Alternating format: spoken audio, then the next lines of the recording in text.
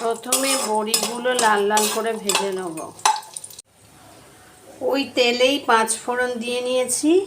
এবার আলু কুমড়ো ভেজে নেব। হলুদ নুন প্রয়োজন মতো দিয়ে নিয়েছি। এবার লঙ্কা বাটা আর টমেটো বাটা দিয়ে দিলাম।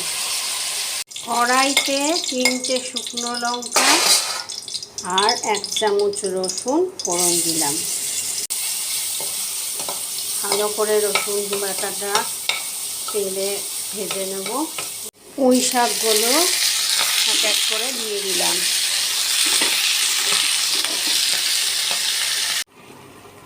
সামান্য একটু নুন আর 1 চামচের মতন চিনি দিয়ে দিলাম।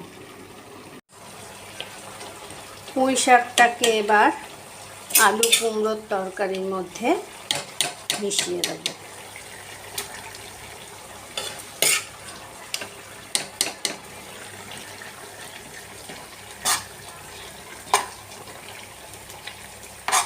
রঙের জন্য একটু কাশ্মীরি লঙ্কা দিয়ে দিলাম।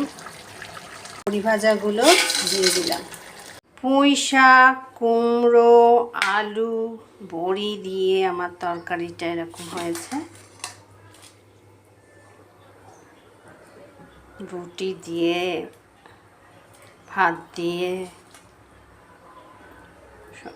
সব কিছু দিয়েই, পরোটা দিয়ে, সব কিছু দিয়েই পুঁই শাকটা দারুণ লাগবে।